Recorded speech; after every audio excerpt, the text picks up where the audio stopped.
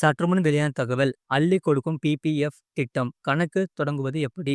ஆக்சுவலா பார்க்க போறோம். நீங்க நம்ம சேனல் சப்ஸ்கிரைப் பண்ணாம வந்தீங்கன்னா மறக்காம லைக் பண்ணிக்கோங்க, சப்ஸ்கிரைப் பண்ணிக்கோங்க.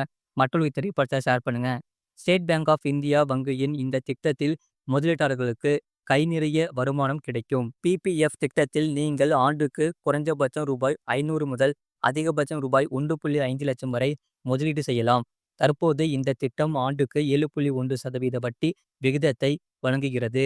இந்த திட்டத்தின் காலம் 15 ஆண்டுகள் ஆகும். அடுத்த 5 ஆண்டுகளுக்கு நீடிக்கப்படலாம்.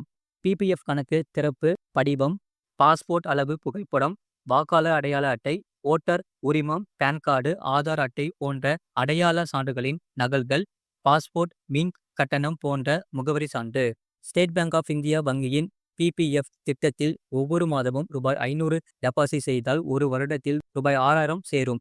15 ஆண்டுகளில் நீங்கள் மொத்தம் ரூபாய் 100,000 சேமிப்பீர்கள். 7.1% வட்டி விகிதத்தில் 15 ஆண்டுகளுக்கு பிறகு தோராயமாக ரூபாய் 1,62,000 முதல் 1,75,000 வரை பெறலாம். 2 லட்சத்தை பெற முதலீடு தொகையை அதிகரிக்க வேண்டும் அல்லது 15 ஆண்டுகளுக்கு மேல் திட்டத்தை தொடர வேண்டும். இது போன்ற செய்திகளை உடனுக்குடன் அறிந்து கொள்ள மறக்காம சேனலை சப்ஸ்கிரைப் செய்யுங்கள். மற்றவர்களுக்கு தெரியப்படுத்த ஷேர் செய்யுங்கள்.